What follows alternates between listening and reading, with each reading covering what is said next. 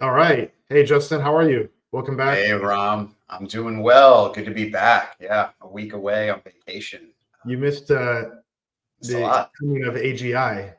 Jensen said Jensen said AGI in 5 years. I actually had that same prediction the day before, by the way. I was like, I Nice. moved up my timetable after the GTC, which is our annual conference last Monday. I recommend folks take a look at, I've got a video, it's pinned to the channel. It's a 30-minute walkthrough of the highlights with my annotations on the video. So if you want the skinny on AI, I highly recommend checking that out. Anyway, so Justin and I thought what we would do is a walkthrough of the Lumina Ledger newsletter that goes out each weekend and just riff off some current events that are breaking so fast every day, so much happening. Yeah, no, I think it's a great idea. And I also was spending time thinking about artificial intelligence on my week off. I did listen to a Lex Fridman podcast where he had Jan LeCun on, and he was not as bullish on AGI. I think it's an interesting one. So I'll share some of that as we go through this. Yeah, I want to hear that. I did listen to the Sam Altman interview with Lex. It was a waste of time. Otherwise, we would have gotten close. It literally was a waste of time. Like there was no value added from it whatsoever. So don't waste your time. There was not much of a reveal there. Disappointing. Well, let's go through this. So some highlights here. So quick plug. We had a great interview with VC Top Decile with Dave Lambert. Check out on Lumina, the non-consensus VC, non-consensus investing. You'll find that podcast there, as well as another one, which was, this is one of my favorite, just around AI with Dr. Adel Almaseri. You know, he's into crypto and AI, really interesting conversation, PhD and entrepreneur, operator, investor. But let's get into Nvidia. So again, the video that's pinned to my channel has the deep dive. So if you want to really understand what's going on there, take a look at that. But I'll give you some of the quick highlights. Like one is, if aliens came to Earth and they wanted evidence of the advancement of our civilization, we would show them the Blackwell Nvidia chip. It is the culmination of human innovation. It really is. There's nothing like that. It's not putting a man on the moon. I loved your analogy to the Milton Friedman pencil example, because I think that's a beautiful example of supply chain and taking that to a modern piece of hardware as a smart comparison of like how far we have come as a society to be able to produce these types of hardware components. I don't know if people get the pencil reference. So Justin and I do, but the basic idea is you have a pencil. No one knows actually how to build or manufacture a pencil because of specialized knowledge, their components, and you've got to rely on others. And 77 incredible supply chain. So the other takeaway is like, just it's betting on the CapEx receivers. It's such the obvious thing. You've got governments, corporations, and startups spending on AI. So the thing we know for sure is that the recipients of that capital expenditure spend, we call them CapEx receivers, those are the winners. And we saw that today, this morning, Bloomberg announced that CoreWeave has a $16 billion valuation. Yeah, no, it was really exciting to see that. Obviously, we've had some involvement in their last secondary sale where they were valued at about $7 billion, which was great. I think if you could share a little bit more about that, that was really exciting for our clients and for Lumina. And then to see that we're 6 months later. Exactly. Technically 5 months later, but if you're looking at IRR, it's a little bit higher. But yeah, look, it was 2.3 turn, 2.3x. So this CoreWeave, people are going to hear a lot more about CoreWeave because we expect they'll go public the back end of this year. So CoreWeave is a cloud AI data center provider. They actually started as an Ethereum staking miner. And then when proof of stake went away, when proof of stake was introduced, Ethereum mining went away. They pivoted the business into AI compute. What an incredible story. And So they are one of the key providers of GPU compute for Microsoft and OpenAI to the tunes of like billion plus revenue. Okay. So when you hear that Microsoft is powering OpenAI, it's actually CoreWeave is powering Microsoft is powering OpenAI. Now Microsoft has some other compute somewhere too, but CoreWeave is ultra efficient in how they generate GPU compute. There are all these little things that come together that determine efficiency. How much output do you get per unit of cost, the cost of processing a token. We should actually share to the public our investment write-up. We'll have to redact sensitive confidential materials, but we'll do a post on our CoreWeave thesis. Now, by the way, at that last year, we were approached to invest in like OpenAI and Anthropic and all this other stuff. And those were all like FOMO trades, and the demand for those were like insatiable, by the way. Like, Yeah. you know, so CoreWeave is great. We're excited about the valuation. And linger there for a second, because I think separating out the idea of a good business and a good investment is important to linger on. Totally. Look, okay, OpenAI, you bet in $86 billion valuation. Now we know that competition is proliferating, and it's not clear what the value of these foundational models are, because you have open source models like Meta, Llama 2, or Hugging Face, which you can now rent on AWS, or in the near future, you can run on your laptop. So what's the value of those models? But people need the compute. They need the picks and shovels. They need the infrastructure. And it's easier to go from a $7 billion valuation to a $16 billion valuation like we did with CoreWeave than it is to go from a $86 billion valuation to $1 trillion value. Look, I'm sure that I'll do fine anyway, I guess, maybe. But from risk-adjusted return perspective, it's just less interesting. Exactly. I mean, it's the same thesis as your interview recently on early stage venture investing, right? $2 to $3 million valuations is very different than $20 to $30 million valuations. Exactly. Here's another deal we passed on. Let me tell you, Elon Musk's XAI business. We have access to a lot of pretty cool deals, and most of the time we're saying no. That's a hot deal. I shared that deal with a friend from China originally. He said, "Oh, so we're going to spin up an SPV and do this, right?" So what are you talking about? No. What do you mean? There's no revenue. It's a multi-billion-dollar valuation. It's yet another LLM, and Grok, which powers Twitter, still sucks. No. He's like, Ram, people in China love Elon Musk.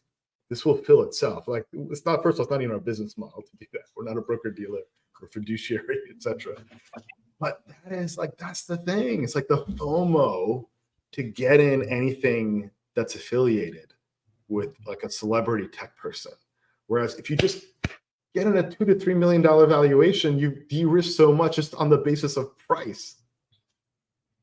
You exit at 20 million, you're up 8 to 10x after dilution. How do you screw that? It's hard to stay disciplined like that, though. Right, exactly. And so CoreWeave is exciting. You're going to hear a lot more about that. There's a great Odd Lots podcast that Casey and Joe had. Actually, how I first learned about CoreWeave. And then we had been thematically focused on AI on Twitter. So a friend reached out to me. I've known him for 10 plus years. Says, Ram, I know the CSO of CoreWeave. If you guys want to get in, let's have a chat. And then that weekend, we did the diligence. We did rapid. It took like 1 or 2 weeks, really, but it started because it's a fast-moving deal. What's hilarious? And it was really exciting to see them hiring the former Google Cloud VP of Finance too as their CFO, because that's the signal you want to see for a company preparing for a public offering. These guys went from 3 data centers to over a dozen in the last year. Think about that. Think about what a data center is. It's a big plant. It's got to have sourcing of efficient electrical. It's got to be loaded with compute in the form of these servers and H100. They'd be strung together with optics and then other software. I mean, this is a lot. They went from 3 to over a dozen. It's phenomenal execution. So we're going to interview one of the leaders at CoreWeave soon. Stay tuned for that. but we're thrilled about that investment. While we're talking about AI, let me share a little bit about the podcast that I listened to that I thought was interesting. I think it reinforces the thesis on picks and shovels. It was really talking about the predicted shortcomings of LLMs and essentially their lack of a real world model. And it was talking about how to get the leap to artificial general intelligence, you, at least in this person's prediction, need a model that is both trained differently and also understands the real world through visualization. And then therefore need a model that can predict video and can understand and interpret video. And, you think about the hardware requirements to process that like massive load of data. It only increases. So whether that's the winner or not, it, to me, forecasts the need for even greater investment in the hardware layer. So the hardware layer is delivering. We're going to get trillion parameter exaflop models from Nvidia. So they're delivering trillion parameter, going up from like multi-billion to a trillion parameter. So it's going to come down to the training data. And, again, why I like Google, one, they're multimodal. Their base LLM layer is multimodal as compared to like OpenAI, where they actually have different verticals. Here's like the video layer. Here's a text layer. That's one. And they've got YouTube. They got the video content. And they've got more semiconductor compute than all their competitors combined. Of course, they're going to figure that out. And they have the World Wide Web. By the way, one of the things in the NVIDIA demo that Jensen shared is that they can move the entire content of the World Wide Web in 1 second using optics and process it with an LLM. Who's going to crack the code on that? I'm pretty sure Google's going to be relevant in that world. I would think so. It's very interesting, though, when you think about what the data needs are. And so this person was talking about the experience that a 4-year-old has. And this is Jan LeCun. This is Jan LeCun. Exactly. Meta's head of AI. He won the Turing test, right? Exactly. So he made a very simple point that was powerful to me, which is the amount of data that a 4-year-old, I think 4 or 5-year-old, has consumed through their eyes, just observing the world. And that amount of data is more than all the training data that an LLM today trains on in written format. Right? Just the visual observation of how the world works. And it's greater by a significant order of magnitude. And he talked about how, any 17-year-olds can learn how to drive a car in 20 hours of practice. And we don't have a automated driving machine that can experience the real world that way. Just like we have a far way to go, but what's going to power it? The models will generalize, right? I think we'll see AGI-like capability in 4 to 5 years because the inputs we had to calibrate. Tesla relaunched their FSD. They had to rebuild their entire model. So all that legacy tech is gone. That's going to happen again and again, not just for Tesla, but others here. But we've got the compute. We've got the large parameter models. We just need more training data. That's actually the main constraint, and multimodal training. But we got a few years to figure it out. So let's share the screen again here and share some other highlights. This is from our Lumina ledger. We publish this every weekend. Drops at Sunday at 11. And let's go through some quick highlights here. So shifting gears a bit. So on the macro, we saw that the Fed did not cut rates. This was actually one of our calls in December. We said, hey, the public's hallucinating a pivot. It's not going to happen. It didn't happen. Well, here's what's really, and this is actually very dovish. I don't think people appreciate how dovish this is. Let me show you. This is the updated projections from the Fed. So what you see here is the December projection, and then you see their current projection. Okay, so 24, this is the outlook. They're saying, hey, in December, we thought the growth in real GDP would be 1.4%. Now it's 2.1%. So in a quarter, they've elevated their growth outlook. Second, in December, the inflation forecast was 2.4%. They've increased their expectation for inflation, by the way, inflation, 2.6. Higher growth, higher inflation. And what about rates? They expect the Fed funds rate to be the same as their December projection. So the Fed seems to be willing to tolerate higher inflation. That's bullish. There's short-term and long-term. I don't want to get into a big thing here, but there's, Yeah, I think also the Fed's coming around to the idea that it's harder than they expected to bring inflation into their current target zone. Yeah, I think they're, look, they need to keep rates higher for longer. That's another theme we've been on. Literally was the name of my Twitter handle last year, to higher for longer. So, but yeah, higher for longer is here on rates. It looks like they're, the majority of the committee expected 3 rate cuts. Some expect 2. I'm more in the 2 camp. Let's just see how the data comes in, though. The CPI print. I'll skip over the CPI. This is really funny. The Economist came out, the magazine cover called America's Pumped Up Economy. These covers are always late. So we'll see what that means. S&P futures are down this morning. Thank you, Economist. So there's always a swing back. We're going to go by the day. I have it right here on my desk, actually. I was ready to read. I don't know that I even read the articles in this thing anymore. The cover has some value. Like if there's something that pops, I might take a look, but it's just too backward looking. Well, all written media must be right. Right. And I mean, for it to be news, right? Otherwise, it's an opinion. That's right. And they're not talking about China anymore. That's interesting.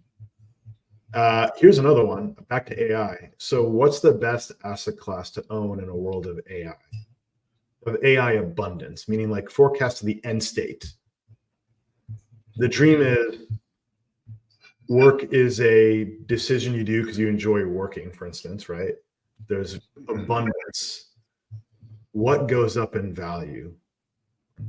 If you've got robots manufacturing everything, right? You can have fun with one. Well, I think we're in a world of universal basic income there, right? We're in UBI world. I agree with the point that it's land. It's actually interesting because I was in Manhattan Beach for vacation this past week in California.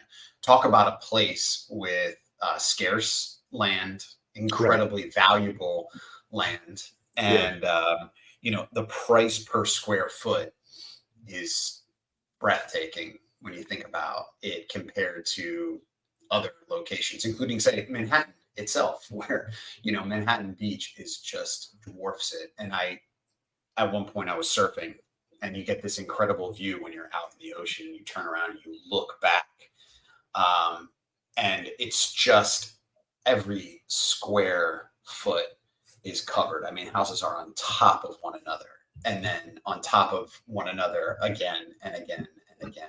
And they're not making any more. They're not making any more land.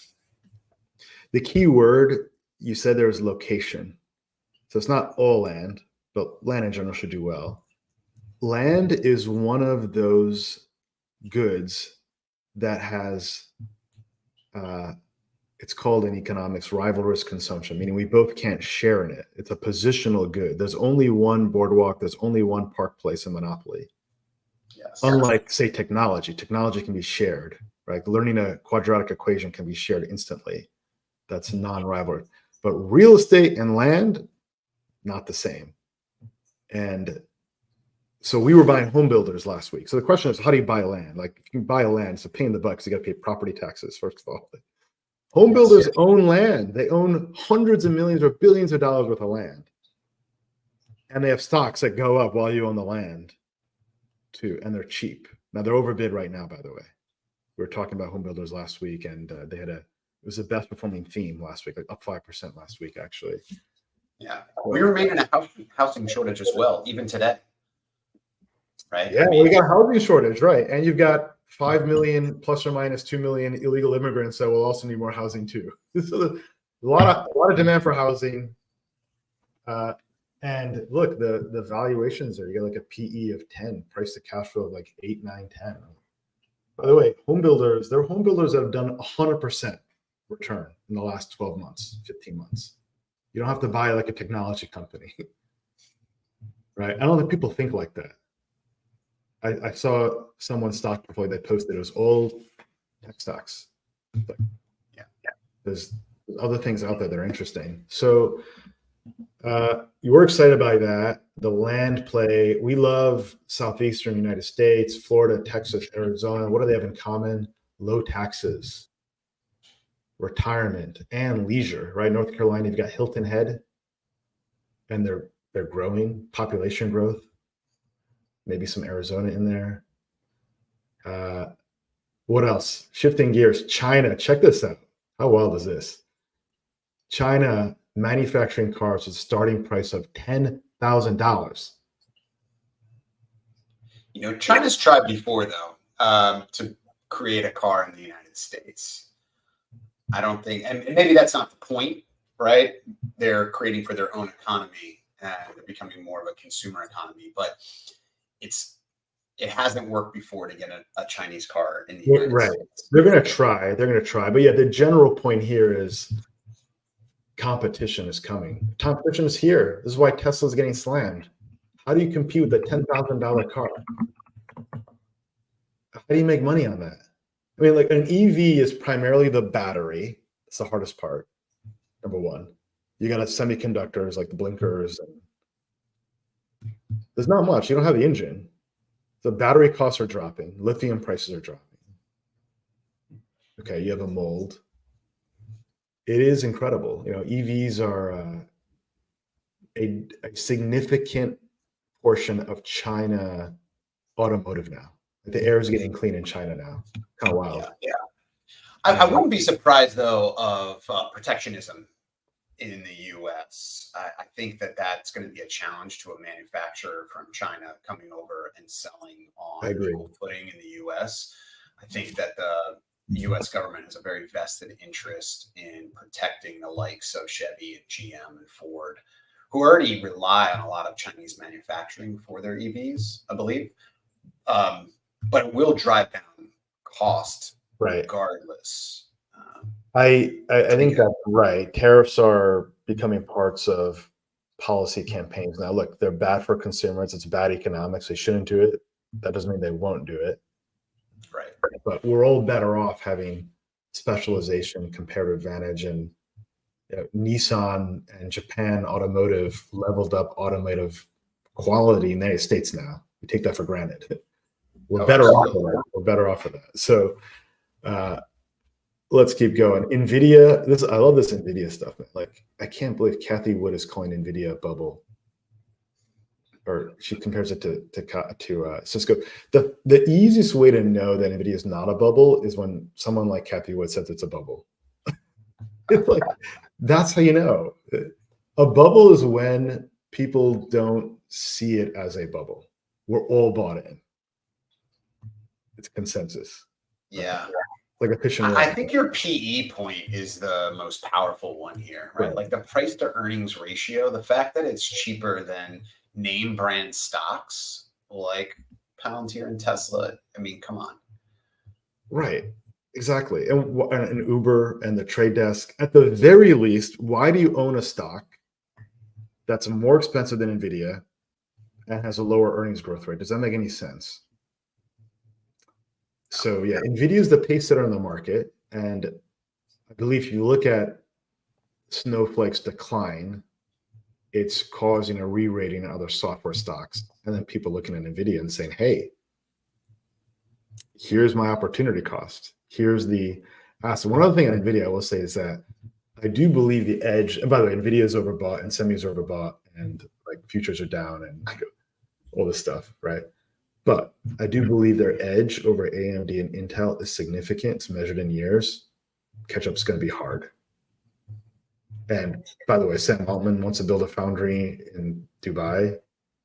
Like, it's harder, right? A lot of sand there, at least, though. Yeah, a lot of silicon. That's true. But it goes back to the point around CoreWeave, the CapEx receiver layer. Those are the folks that are making money. Fun story. It's actually in this document.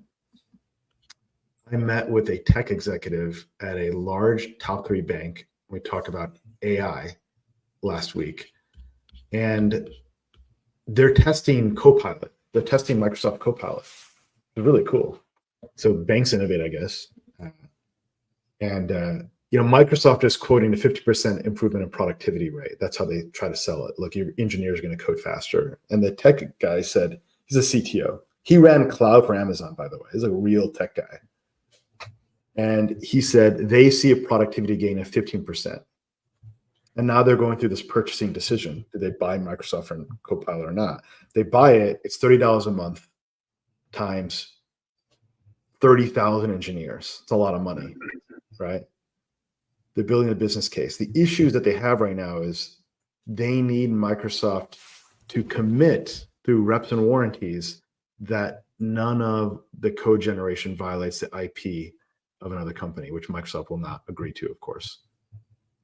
So that's what they're going through now. Their approach is to deploy the AI Copilot. This is what they're considering. It's not decided yet. They're building the business case in areas of the tech stack that are not mission critical and don't have customer data, and very narrow. And the other point here is that startups don't care about any of that. Startups are going to go.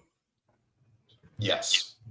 But how many startups would it take to fill 30,000 seats of engineers, right? Right. So yeah, look, I mean, it's interesting to see, like, there's application here of Copilot, although I think the hype around Copilot is a little high relative to expectations. How much better does it make a software developer versus the off-the-shelf use of, current AI capabilities? Like, how much better? I think it's comparable. Microsoft Copilot arguably competes with GPT-4 or Devin for AI. Devin for AI coding is apparently like the best in the market right now. Okay. And what's the price point on that? I don't know. I'm not sure. Another startup. But GPT-4 is $20 per consumer per month. Right. Yeah. So they're 15% though is still a solid. It's a bump. It's worth paying for. It's worth, if you get that just on productivity alone, 15% for the developer, high cost job. I mean, it's worth it, right? You're getting like an extra month of productivity. Yeah. It's all the security considerations and the IP and the customer data that they're security considerations are a massive one. I mean, I think that goes back to the earlier conversation also around, the hardware layer, because everybody's going to want their own LLM. Yes. Going to want their own LLM. Exactly. LLM costs are declining.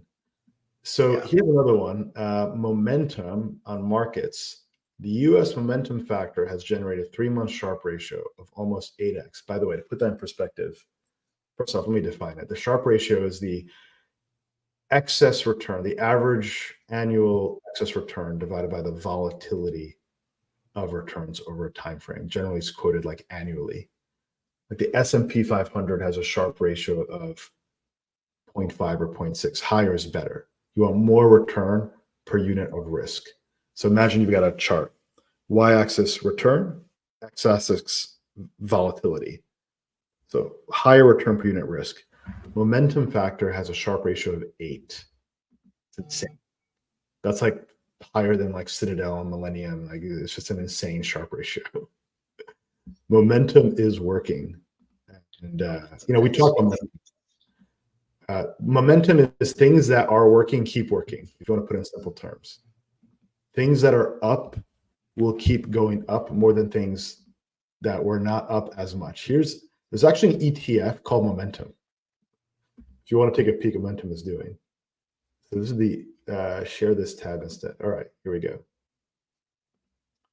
So Sir Isaac Newton had a few things to say about momentum, right? Things that go up must come down. Is that the? I was going to say objects in motion. Stay in motion. That's what this is right now. Yeah. So momentum is beating the S&P, is beating QQQ. I mean, look, this is just a one-year view, and it really ramped up this year. And these businesses actually, by and large, are some of the greatest businesses in the world. So it's not junk momentum. It's quality momentum that is performing. These are names. There's Nvidia, there's Broadcom, Meta. We own all three of those. Eli Lilly, Microsoft, Amazon, AMD, Costco, Sale. These are wonderful businesses. They're not all great price and not all great valuations. Adobe, I think, has got a lot of issues around AI disruption risk. But these are businesses we know, and it's a quality momentum rally. Yeah, there's a flight to quality, winner take all markets or winner take most markets. We're seeing that. The best over and over again. Right. The best are getting bid up even more. So let's share a screen again. That theme is continuing. Own momentum. We like momentum. Some other What's data. What's the most momentum asset? I think we know the answer to that. Bitcoin. Bitcoin's the most momentum asset. Bitcoin's the most momentum. That's amazing. So like equity factors and crypto factors are a bit different, I would say, but within equities, this asset that has the most momentum is called Supermicro, SMCI, which did 1,000%. I'm not saying go buy SMCI, by the way. Probably don't want to do right now, it's declining, but it's more of a psychology issue, right? Like there are different asset classes, different returns, different factors, but the same psychology is playing out at the underlying investor layer. Yes. Here's SMCI, by the way. This is the asset that has the most momentum in the market. It's up 5%. There you go. So yeah, it's testing its 20-day here. We'll see how it does. Another part of the Nvidia supply chain. So not supply chain, actually, the delivery chain, right? They deliver to the end customer. Nvidia is a supplier to SMCI. So let's get back to that screen share on the Lumina Ledger newsletter. So you guys can subscribe to this. You go to the lumina.com website, we'll publish it. And now and then we put in our ideas and things we buy from time to time. Goldman downgraded Tesla, like too little too late. Where were you guys? Totally screwed this one up. Tesla's down 30%, then they downgrade it. Tesla lowering estimates on production and market. This goes back to the point around China earlier. Energy is doing really well. We've been overweight energy. We have an 8% weight in energy as compared to the S&P, which is at 3%. And energy seasonality is very strong right now through midsummer. So we'll see how energy does. There's a quick look at energy right now. We were buying energy like in December, wrote about that in our newsletter as well. It's the only thing that was on sale. What explains the energy seasonality between now and when did you mention? Yeah, summer. I'm not sure. I don't know what. Certain assets perform better during certain. I'm sure I can come up with a reason, but I don't know that it would have a good. Like Memorial Day, you have gas prices peak because of drought, so oil prices go higher. You have winters, creates a demand for liquid natural gas, but then it goes through spring and early summer, and then I think maybe the AC demand could be a driver of energy demand. So probably those are some of the reasons, but I guess I was wondering whether this period is a lull because we're like exiting winter, but we're not yet in summer. Right. So I was curious. And like they're different. Yeah, a lot of different demand drivers around electricity, including like industrial. So what else? Company earnings. So Nike, once again, like Nike is kind of like an Apple, by the way. We've talked about this too, legacy brands in decline. And had earnings, and like they shit the bed on earnings once again. They did the same thing here. So that drop, that's like the last quarter. China sales are soft. Nike is just so big. Like, how do they grow? How do they grow? That's the issue. Like, they are the market. So it's hard to grow. 24 PE, which is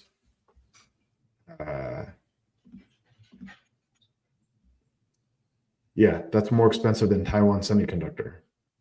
Okay, so that might be an issue for Nike. That's tough. Yeah, I was at a Nike store while I was away on vacation, and they're still doing pretty well, but it's hard. It is hard to grow when you're that size. Right. It's not that there are people. I love Nikes. I think I might be wearing Nike. I love my Nike sneakers. It's not that they don't have a great business, or they don't have a great brand, or they don't have great. They have all those things, but can they deliver earnings growth? That's the thing. Yeah. It's the law of large numbers and mean reversion. Why all these things eventually, your success becomes the enemy of success, because you can't grow. There's only one Earth, unfortunately, for Nike. Yeah, exactly. They're hitting a limit. There's just a natural limit at some point for right. Growth. Exactly. Whatever market you're in, then the question is, where are you on that curve? Right. And now you have new brands like On coming online. By the way, we don't own any of these names, but it's interesting to look at how these brands are interacting and what brands are on the rise, what brands are on decline. On is a forward P of like 42, more expensive than Nvidia. Why would I own that? I'm not sure I would. Right? Lululemon dropped 15% on earnings, and again on concerns around slowing growth. They've got competition from, The Gap, who has this brand called Athleta. They're making the leggings. Have they always owned Athleta? I believe so. I think it's just their brand. But yeah, check out Lululemon. Okay. This is what happens when you grow, and then you can't. You start running out of growth, and then you become priced closer to like a value stock, right? So 28 forward PE there, but yeah, it's but check out Vuori from which one? Vuori, Vuori, from an athleisure standpoint. Got it. I don't know them. They're a privately held company at this point, but that would explain. I think they've got a path to growing, and like you said, they're taking market share from places like Nike and Lululemon. Competition is hard, right? Avoid competition. So look at Foot Locker. So this is like another legacy brand in decline, just like tanked on earnings as well. Like, who goes to Foot Locker anymore? Who could? Yeah, exactly. I can't understand how that's doing anything. Like a store anchored to its mall presence. Ugh. It's terrible. Exactly. Who's going to the mall? So who's going? We'll turn them into data centers. Exactly. We'll call it a wrap there. I will say, quick thing on crypto, by the way. Take a look at ETHE. Maybe getting a bounce here. Looks like we are up 2% off the 50-day. So something to watch. And we'll wrap up with this quote from Peter Lynch. Go for a business that any idiot can run, because sooner or later, any idiot probably is going to be running it. I love it. What does that say for Nvidia, though? I'm pretty sure that doesn't apply to Nvidia. I don't think any idiot can run Nvidia or Taiwan Semiconductor or Broadcom, right? Those are hard. But I will say this: if there's one person who's going to birth AI into the world and be responsible as like the daddy for AI, I'm glad it's Jensen. He's got good vibes. Versus say like Bill Gates, Elon, Mark Zuckerberg. Mark I like though. I think Mark has kind of rehabilitated his image. I'm like pro Mark now. I like his open source approach to it. Yeah. We need more. That's a good one. And Sam Altman, yes, no, they're not open source. So then, yeah. Yeah. Well, why don't we call I'm it still scared. I don't want anybody to be the daddy of AGI. I'm still scared. Well, Jensen's going to birth AGI.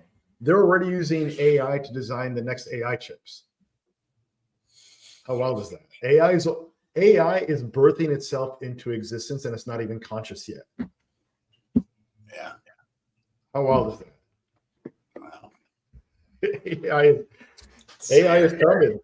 So let's call it. Your kids are safe. My kids are safe too. I have a strong view on this. We can debate that later on. We'll debate that later. As long as we don't have a malevolent owner of the AI. That's the risk. Wow. It's like guns don't kill people. People don't kill people. Guns kill people. That story for AI. Right. Yeah. No, I mean, I guess that's possibly true, right? Yeah, and that's where everybody wants their own LLM, so everybody's going to want their own AGI. But we'll have that conversation later. Yeah, it'll be a good one. Licensing, registration, all those topics are going to come into the policy. Yeah, it's already there now. Exactly. All right, let's call it a wrap. Thanks, everyone. Talk soon. Remember, join Lumina Ledger newsletter if you want to subscribe. Publish every Wednesday. Covers AI, semiconductors, crypto, markets, macro. It's a great read every weekend. If you enjoy it, take care.